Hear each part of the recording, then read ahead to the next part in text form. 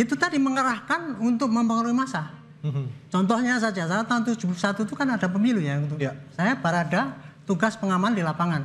Tugas di mana waktu itu, Pak? Di Madura. Oke. Madura waktu itu kan mayoritas NU ya. Kita ke sana itu nanti ya kamu datangi satu persatu ke tempat itu. Kita harap seperti Pak Marianto bilang, siapapun presidennya dia harus sadar bahwa seorang Kapolri atau 460 polisi kami itu, polisi kita itu, tidak ada tujuannya untuk melayani presiden. Tetapi kecuali dia presiden yang tidak punya visi kenegaraan, hanya politik praktis.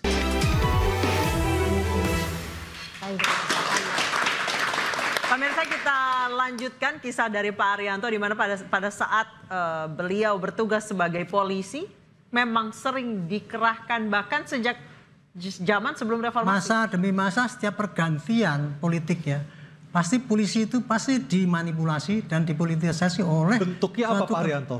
Itu tadi mengerahkan untuk mempengaruhi massa. Contohnya saja, saat tahun 71 itu kan ada pemilu ya. Ya. Saya Barada tugas pengaman di lapangan. Tugas di mana waktu itu, Pak? Di Madura. Oke. Madura waktu itu kan mayoritas NU ya. Kita ke sana itu nanti ya kamu datangi satu persatu ke tempat itu, yakinkan bahwa dia besok milih Golkar. Kayak gitu, Pak. Itu waktu itu yang berkuasa Golkar kan. Ya. Itu Bapak ketemu kepala desa ya? Rakyat, Pak, satu persatu ditemui. Satu kita Jadi datangi. ditugaskan kampanye, Pak? Ya itu bukan kampanye, disuruh meyakinkan nanti besok milih ini ya. Itu yang terjadi saat itu gitu. Itu ya. Zamannya Bu Mega misalnya. Sama juga. Pasti polisi juga dikerahkan untuk memenangkan satu kelompok ini gitu. Dulu pernah terjadi kan? Kapolri merintahkan gini-gini, kemudian bawaannya itu dengan gagap gempita langsung sampaikan muncul di medsos kan, dimaki-maki kita habis-habisan. Nah, saya pengen ceritakan ya, kenapa polisi itu setiap masa demi masa pasti dipolitisasi ya. Karena itu memang kekuatan polisi itu sangat besar, apalagi sekarang 460 ribu. Ya. Tapi adalah daya memaksanya itulah yang dia mempunyai fasilitas banyak, sehingga dia bisa sangat efektif untuk itu gitu. Apakah memaksa itu dengan cara menakut-nakuti untuk dijerat dengan hukuman? Bukan yang memanipulasinya itu adalah menggunakan polisi untuk menyebarkan semangat penekanan kepada mereka supaya milih ini gitu. Entah dengan baik-baik atau dengan menakut-nakuti kan gitu kan. Nah, kenapa polisi itu nggak bisa lepas daripada itu? Karena seksinya itu ya. Walaupun polisi di dalam kode etika kenegaraan, dia tidak boleh berpolitik praktis. Ya. Dan calakannya di situ ada bunyinya adalah polisi tidak boleh mengikuti kelompok yang bertentangan dengan pemerintah. Ada itu anunya. Otomatis polisi ya walaupun ada larangan gitu, tapi begitu nanti penguasa begini ya, seorang pimpinan polisi pasti punya kepentingan dong membesarkan kesatuannya. Ya. Pasti dia milih kalau nanti kira-kira pemimpinnya ini kira-kira menguntungkan nggak dengan polisi. Nah, disitulah dia arahnya berpindah kan gitu. Apakah Bapak pernah diminta untuk mencoblos surat suara, Pak? Saya nggak pernah kalau itu. Nggak ada. Itu nggak sevulgar itu. Memanipulasinya polisi bukan suruh mencoblos itu, bukan, Pak. Hanya kita tuh mempengaruhi memenangkan si anu gitu lah. Tapi tidak vulgar juga, Pak. Dengan caranya sangat terselubung. Makanya tadi Pak Sugeng bilang ya, bisa dituduh, nggak bisa dibuktikan. Kejahatan politik itu nggak akan mungkin dibuktikan secara material menurut hukum, Pak. Dan di kode etik ini melanggar tidak netral dan sebagainya, tidak ada sanksi hukumnya. Kalau nggak netral itu kemudian akan dipecat atau nggak ada sanksinya. Dan untuk membuktikannya juga nggak jelas untuk itu.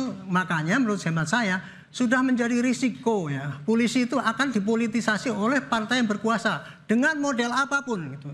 Jadi tidak bisa katakan wah polisi sekarang kok kayak gini. Dari dulu polisi itu gitu, Pak, dimanfaatkan oleh Pak. Ya, jadi saya nyambung sama Pak Arianto, memang secara ketatanegaraan dia diangkat oleh presiden. Dia memang adalah alat negara. Nah, problemnya adalah presiden kita yang tidak punya visi kenegaraan karena dia mengangkat merasa dia berhak untuk memperlakukan kepada apapun kepada polisi. Padahal sekalipun dia mengangkat ada 3 tugas polisi yang suci tadi tetap adalah untuk melindungi Kamtibmas, penegakan hukum. Tidak ada dibilang untuk melayani presiden, nothing. Makanya kita ingatkan saudara Presiden Prabowo, kan dia bilang begini, banyak masukan-masukan kepada dia soal-soal kepolisian. Oleh karena itu kita harap seperti Pak Marianto bilang, siapapun presidennya dia harus sadar bahwa seorang Kapolri atau 460 polisi kami itu, polisi kita itu, tidak ada tujuannya untuk melayani presiden. Tetapi kecuali dia presiden yang tidak punya visi kenegaraan, hanya politik praktis. Nah oleh karena itu kita berharap presiden sekarang kan sudah tegas itu dalam pidatonya. Yang sempat dipikir apakah ini ke tentara kita masukin. Saya kira bukan itu semangatnya. Maksudnya adalah supaya kita... Ini saya nyambung nih. Ini suaranya Bang Sauri nggak pakai mic, yuk kencangnya bukan main ya. Jadi begini nih ya. Makanya saya mengusulkan ya, kalau nanti ada pengajuan Kapolri, jangan tunggal, ya, karena tunggal itu bagaikan anugerah buat anugerah dia. Bagi yang diangkat nih tunggal. Dia harus DPR RI minimal minta 3 orang supaya apa? Supaya beauty contest. Nah, itu tugas kami tuh Pak. Nah, Kompolnas, Pak. Nah makanya Kompolnas sih saya sudah dengar Bu mengajukannya 5 ya. Sudah Pak. Sudah. Tapi presiden mengajukannya 1, ya. DPR RI yang harusnya menolak mengajukan 1. Kami sebagai user, ya masyarakat kan user, ya. Kami meminta supaya calon Kapolri yang diajukan 3, supaya kami bisa memilih yang terbaik, gitu. Jadi bola ada di DPR bukan di presiden, seperti itu kan? Iya. Tapi sekaligus sebelum kepada Adi, tapi sekaligus juga polisi-polisi yang terpilih ini, dia juga adalah polisi negarawan. Dia adalah negara bukan untuk melayani presiden kita. Jadi harus seimbang, Bro Sugeng. Jadi dia juga harus visi kenegaraan. Dia tidak mengorbankan yang 460 yang tadi Pak Pak Anto bilang. Saya butuh polisi seperti beliau dalam melakukan pekerjaannya. Kalau aturannya begini, apapun resikonya, menurut saya itulah kemuliaan polisi. Bukan menjadi penghamba. Kalau saya begini Mas, Makanya kami... saya itu sebenarnya selalu agak capek selalu bicara bahwa siapapun pemimpin di negara ini harus berkomitmen. Dia punya etika yang di atas segala-galanya. Jadi sekalipun punya kemewahan untuk mengakses kawan-kawan kepolisian sebagai instrumen kekuasaan politik, itu mestinya tidak digunakan. Dalam kondisi apapun secara politik, undang-undang sudah ada kok. Tak boleh melibatkan TNI, polisi, ASN dalam urusan-urusan politik. Yang ingin saya katakan adalah, saya khawatir ini hanya sebatas omon-omon. Jadi kalau tahun politik, kejepit, mau kalah, dipakailah instrumen-instrumen gini.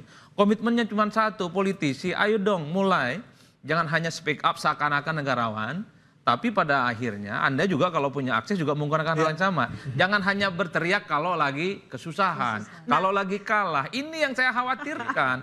Karena kita nggak mau terus-terusan ke depan siapapun yang jadi gubernur, bupati, wali kota dan presiden menangnya nggak karu-karuan, Bang. Itu Tadi yang saya nggak mau sebenarnya. Mas Adi tadi saya mengutip kalimat dari Sekjen PD Perjuangan yang menyebut bahwa Partai Coklat digunakan oleh Pak Jokowi untuk melanggengkan kekuasaannya yang padahal sudah selesai pada 20 Oktober. Tapi tadi kita membahas bahwa jangan sampai Presiden Prabowo menggunakan polisi sebagai salah satu instrumen politik. Jadi yang benar tuh Parcok ini dipakai siapa? Kita akan bahas usai jeda. Tetap bersama kami.